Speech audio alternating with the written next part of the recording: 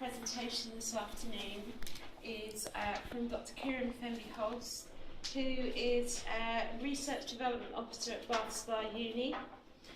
Complementing his work there, Kieran is undertaking research on music as design, the effect of digital media platforms on music listening, the relationship between music, gender and the body, songwriting and storytelling, and Hindi music. Kieran's presentation is titled I'm Always Chasing Rainbows, a Dystopian Dialogue with Judy Garland. Kieran describes this presentation as an experimental performance examining the complex relationship between Judy Garland's life and her music. Kieran's warned me earlier today that I might need tissues. So I'm just going to warn everybody else that you might need tissues too. So over to you, Kieran. And you wanted just the red light? You're fine. Okay. Ready?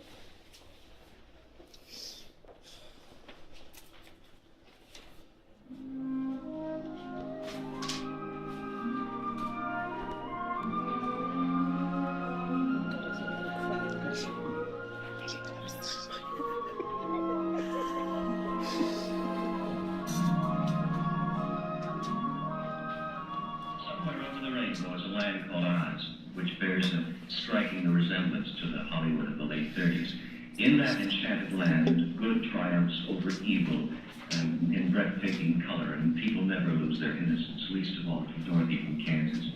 But quite a bit of water has flown under the bridge since Dorothy first flew over that rainbow. In the intervening years, Oz and Hollywood have made a star of Dorothy, made her famous, made her grow up. The very talented stardom comes fast. Learning to live with it sometimes takes a little longer. No one knows that better today than the girl who's singing has a quality of heartbreak, ours or hers. The great Judy Garland. I'll need your help. Forget your troubles, come on, get happy. Come on, chase all your cares away. Shout hallelujah, come on, get happy. Get ready for the judgment day. Sunshine, come on, get happy. On the stage to take our hand. Shout hallelujah, come on, get happy. We're going to the promised land. Then cross the river, sins away the tide. It's all so peaceful on the other side. Trouble, come on, get happy. Let us chase all your cares away. Shout hallelujah, come on, get happy. Ready for the judgment.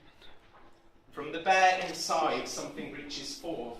The urging expresses itself as striving, craving to go anywhere. When the striving is felt, it becomes longing, the only honest state in men. The longing itself is no less vague and general than the urge, but at least it is clearly directed outwards. It does not burrow like urging does, but roves around, though quite as utterly restless, addicted. And if it becomes obsessed with itself, the longing remains mere general addiction, roving around, blind and empty. The latter can never go to the place where it would be stilled.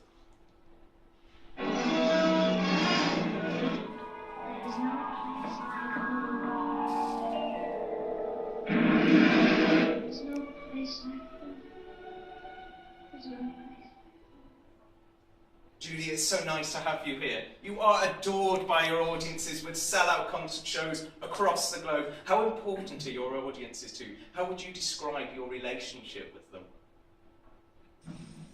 I loved always giving performances to audiences because I think audiences are the most respectable people in the world because they pay money to come and sit in for a long time, whether you sing well or whether you sing badly, they paid to, and sometimes saved money to, so I have the highest respect. But I can't take the audience home with me. I couldn't before. Can't now either. I wish I could live in music. I'd be all kinds. Opera arias, Folk-telling news, minuets, hoedown dancing, calling square dancers, well, bring me some disco. Yeah, I'd be spiritual. And then a wonderful foot-stomping gospel tune. Some blues, almost forgot the blues. And we need jazz. I need me a tisket, a tasket, some little yellow basket, but not a white horse. I'm never going to ride the white horse. I don't want to be Little Richard. Even Donald Duck sang Little Richard. I mean, quack, quack, quack, when you come along with me. Now I'm rapping, I'm telling the news, Napster freed me and all I can choose, to have it all for free download. Yeah, I want to live in music, teach, learn, rejoice in music. In music I'm free to be a better me. Judy, Miss Show Business, the way in which you communicate with your listeners singles you out as one of the best in the business. What's the magic? What's the magic in your delivery? How are you able to communicate in such a powerful musical manner? Well, actually, think about the lyrics of the song, because lyrics are so important.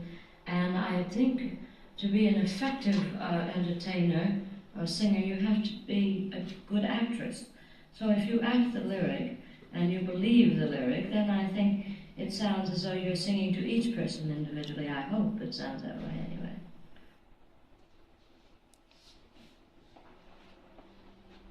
In the later concerts, the sense of the trials of her life was no longer offstage in the publicity read beforehand, in what the songs and gags referred to, but we could see in the frailty of her figure, heard in her shortness of breath and shaky high notes, noted in her lateness or her stumbling walk.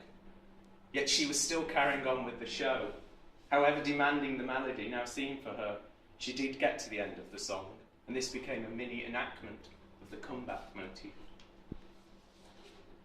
The scent organ was playing a delightfully refreshing herbal capriccio, rippling arpeggios of thyme and lavender, of rosemary, basil, myrtle, tarragon, a series of daring modulations through the spice keys into ambergris, and a slow return through sandalwood, camphor, cedar, and new mown hay, with occasional subtle touches of discord, a whiff of kidney pudding, the faintest suspicion of pigstone, and then back to the simple aromatics with which the piece began. The final blast of time died away. There was a round of applause, the lights went up. In the synthetic music machine, the soundtrack roll began to unwind. It was a trio for hyper violin, super cello, and oboe surrogate. It now filled the air with its agreeable languor. 30 or 40 bars, and then, against this instrumental background, a much more than human voice began to warble, now throaty, now from the head, now hollow as a flute, now charged with yearning harmonics. It effortlessly passed from Gaspard Foster's low record on the very frontiers of musical tone to a trilled bass note high above the highest C.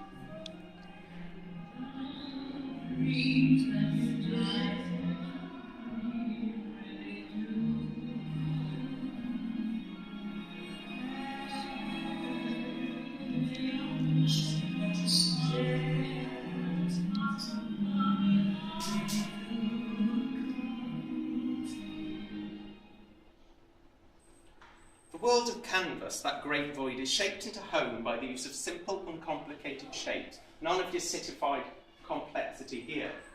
Throughout The Wizard of Oz, home and safety are represented by such geometrical simplicity, whereas danger and evil are invariably twisty, irregular, and misshapen. The tornado is just such an untrustworthy, sinuous, shifting shape, random, unfixed. It wrecks the plain shapes of that no-frills life. Judy, do you have any regrets? No, not until now. I've never done anything. The only mistake I ever did, the only harm I ever did was sing Over the Rainbow. The late Spencer Tracy once said that Garland audiences don't just listen, they feel. They also fear, and in some cases hope, that they may be witness to a breakdown, which is one of the compelling attractions exerted by this durable but disaster-prone star. Her audiences arrive, it seems, achingly aware of Judy's tortured past, her teenage stardoms and traumas, her voice crack-ups and innumerable busted contracts, her 4 broken marriages to increasingly younger men, and her ailments and suicide attempts. As a result, she evokes a purgative pity and terror. Her concerts have the will she finish suspense of a marathon run, the will she crack up tension of a road race. Finally, inevitably, comes over the rainbow.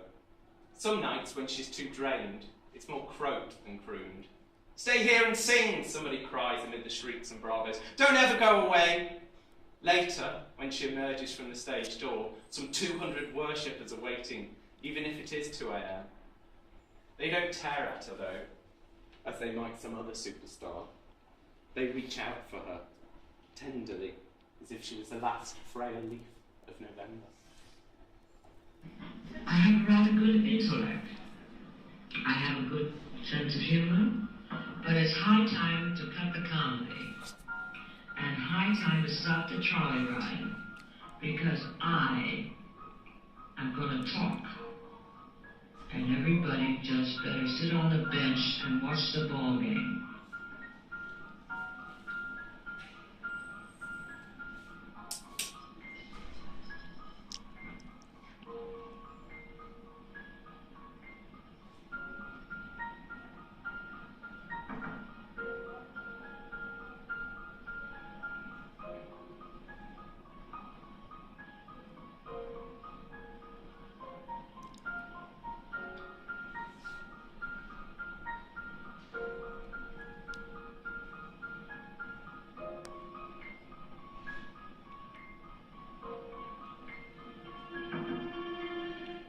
I've just about got it made. All I have to do is talk, and all you have to do is listen and believe me the way you believed me when I sang all the songs. Well, now I'm talking, and listen to me for goodness sakes. Don't make a joke of me anymore. People say, and print, and believe, the stupid ones, and the minority, that I'm either a drunk, a drug addict, or it's a goddamn wonder I'm not. My grandmother used to cry every time she heard Over the Rainbow. I never knew why until I got older. The song's about a dream of a perfect world existing in a place that's well nigh unattainable. But ours isn't the place. As Dorothy finally learns, a world of absolute morality is truly somewhere over the rainbow, where there are perfect triangles, internally blue skies, and troubles melt like lemon drops. Here on Earth, as in Oz, we have to deal with a multitude of interactions between humans. During the afternoon, the travellers found themselves in a lonely and uninhabited part of the country. Even the fields were no longer cultivated, and the country began to resemble a wilderness. The road of yellow bricks seemed to have been neglected and became uneven and more difficult to walk upon. Scrubby underbrush grew on either side of the way, while huge rocks were scattered around in abundance. Now a procession of the Northmen passed between the boats and the palace, bearing the rich furniture, splendid draperies and rare ornaments of which the royal palace had been robbed, together with such food and other plunder as they could lay their hands upon. After this, the men of Regos and Korogos threw ropes around the marble domes and towers, and hundreds of warriors tugged at these ropes until the domes and towers toppled and fell in ruins upon the ground. Then the walls themselves were torn down, till little remained of the beautiful palace, but a vast heap of white marble, blocks tumbled and scattered on the ground. Judy, you have faced constant criticism from the media, particularly in the last 10 years of your life. Looking back now, how would you describe yourself? Is there anything you would want to set straight?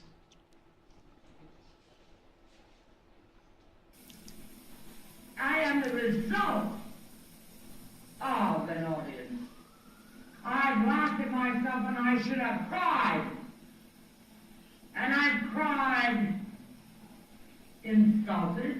slandered, humiliated, but still America's sweetheart. Because I can do something besides sing, you know. I don't always have to sing a song. There is something besides The Man That Got Away or Over the Rainbow or the trolley song. There's a woman. There's me. There's a lot of life going here. I wanted to believe. And I tried my damnedest to believe in the rainbow that I tried to get over, and I couldn't. So what? Lots of people can't.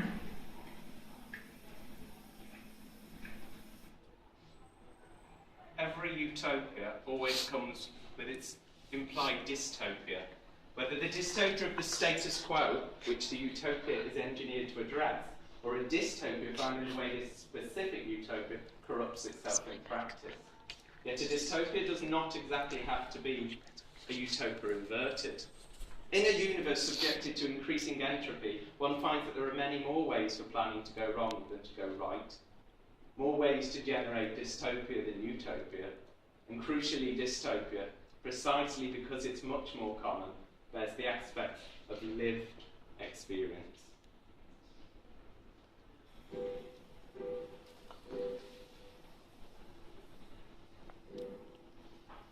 The night is bitter, the stars lost their glitter, the winds grow colder, suddenly you're older.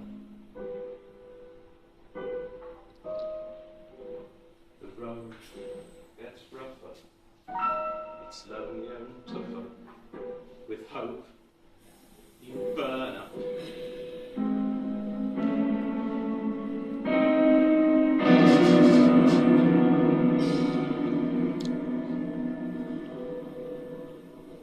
Smile, though your heart is aching. Smile, even though it's breaking.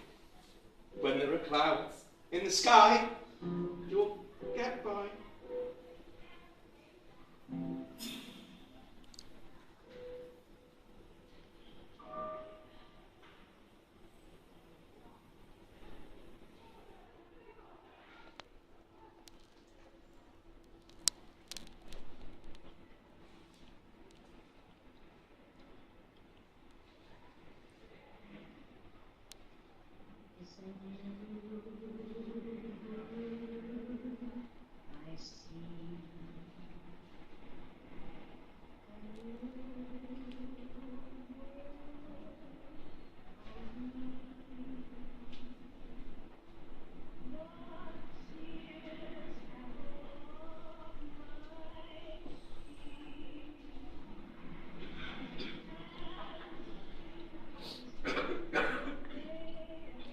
Because our world is not the same as Othello's world.